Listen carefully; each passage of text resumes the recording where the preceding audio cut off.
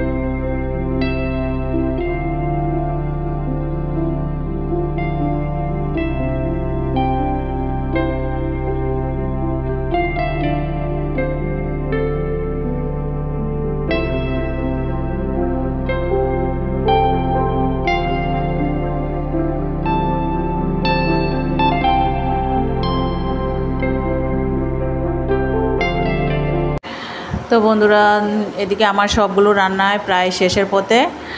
তো তোমাদের কাছে একটাই রিকোয়েস্ট করব, বন্ধুরা ফুল ওয়াচ করবে, কেউ স্কিপ করে দেখবে না। আর নতুন বন্ধুদেরকে বলছি, আমার চ্যানেলটা যদি ভালো লাগে থাকে আর আমার ভিডিওটা কোনো অংশ ভালো লেগে থাকলে অবশ্যই কমেন্টে বলবে। আর তোমাদের চ্যানেলটা সাবস্ক্রাইব করে পাশে থাকবেন আর পাশে থাকা বেল আইকনে ক্লিক করে রাখবেন। আর পুরনো বন্ধুদেরকে বলছি, তোমাদের বুক ভরা ভালোবাসা এবং তোমরা পাশে আছো বলে এগিয়ে যেতে পারবো। আর আমিও পাশে আছি বন্ধুরা। আর একটা লাইক কমেন্ট করো, কমেন্টে অবশ্যই বলবে ভিডিওটা কেমন হয়েছে। তো বন্ধুরা দেখতে থাকুন আর পাশে থাকুন। তো সব রান্না শেষে আমি ভাত রান্না করেছি, যেহেতু আজকে খেতে একটু লেট হবে, তার জন্য ভাতটা আমি পরেই রান্না করলাম। তো আবারও স্নান করে আমি আবার ঠাকুর ঘরে চলে আসলাম। তো ঠাকুর ঘরে চলে এসে এখানে আমি ঠাকুরের জন্য ভোগ রেডি করেছি। তো বন্ধুরা, তোমরা জানো কি না জানি না, সেই কর্মপুরুষের ব্রতটা শুধু মায়েদেরই করতে হয়, সেটা সন্তানের মঙ্গল কামনার জন্য। তো এখানে অনেকেই বলে ছাতু ব্রত। তো সেটা এখন আমি এখানে ছাতু নিয়েছি, তারপর কাঁঠাল নিয়েছি, কিছু খই চিড়া নিয়েছি। তো সেগুলো সেই ঠাকুরের কাছে নিবেদন করতে হয়। তো সাধারণত সেই মায়েদের করতে হয়। বুক রেডি করে নিয়েছি, এখন আমি চলে যাব মন্দিরে। তো দেখতে থাকুন বন্ধুরা। তো কর্মপুরুষের ব্রত সাধারণত বাইরে করে, তো সেই প্রসাদ কিন্তু আমাদের ঘরে নেওয়া চলবে না, সেখানেই খেতে হবে। আর এই কর্মপুরুষের ব্রত যেদিন পালন করব সেদিন নাকি ঝড় বৃষ্টি হবে, সেই পূর্বপুরুষরা যারা মুরব্বী আছে তারা বলে থাকে সেই কথাটা। তো এই ব্রতকথার একটা গল্প আছে। তো অনেক সময় যে বয়স্ক লোকেরা সেই কথাটা বলে থাকে, তো তাদের থেকেই আমাদের সেই পুজোটা পাওয়া।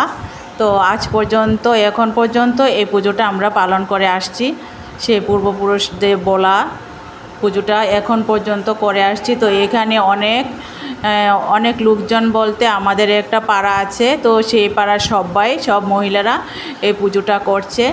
তো এখানে শুধু ঠাকুরটা ডাকার জন্য একটা টিনের ছাউনি দেওয়া হয়েছে।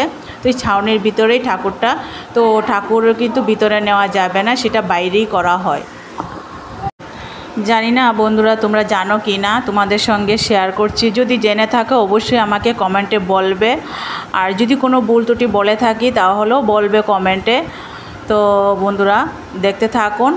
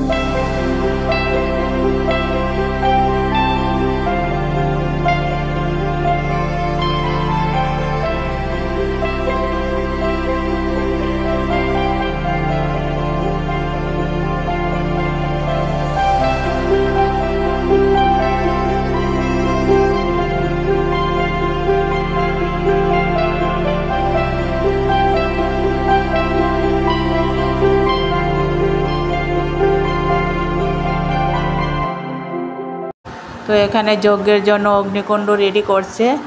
তো ওইদিকে আকাশের অবস্থা খুবই খারাপ অবস্থা, কালো হয়ে আসছে মেঘ, মনে হয় এক্ষুনি নেমে পড়বে। তো আমাদের পৌরাণিক কথা অনুসারে আছে যে কথিত আছে এই পুজোতে নাকি বৃষ্টি হবে প্রচুর, বিজলি হবে, তারপর যেমন রোদ বেশি করে উঠবে সেরকম কথিত আছে। যে আমাদের যে মুরব্বীরা আছে তো তারা এসব কথা বলে থাকে। আর এদিকে দেখো দুজন পুরোহিত আছে, তো দুজন পুরোহিতই পুজো করছে।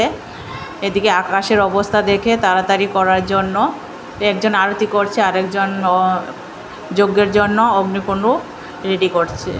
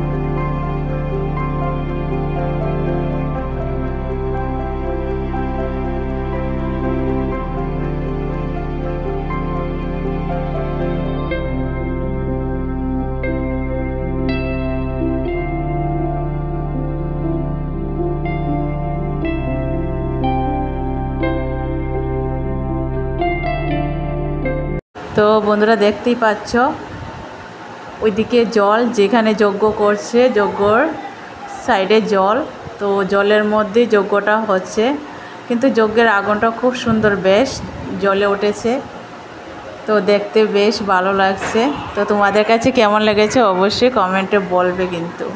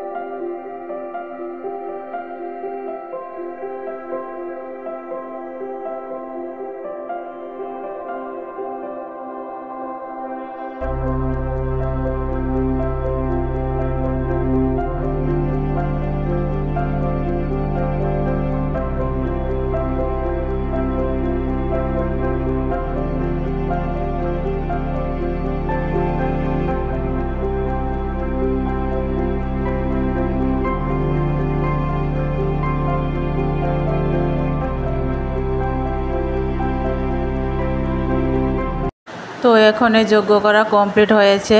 এখন সবাইকে অঞ্জলি দেবে, অঞ্জলি দিয়ে প্রসাদ বিতরণ করবে। এখানেই সবাই খেয়ে নেবে প্রসাদ, যাদের যাদের প্রসাদ আছে সবাই এখানেই খেয়ে নেবে। বন্ধুরা, ভিডিওটা আমি আর বেশি দূর বাড়াবো না, এখানেই শেষ করে দেবো। সবাই ভালো থাকবেন এবং সুস্থ থাকবেন। টাটা।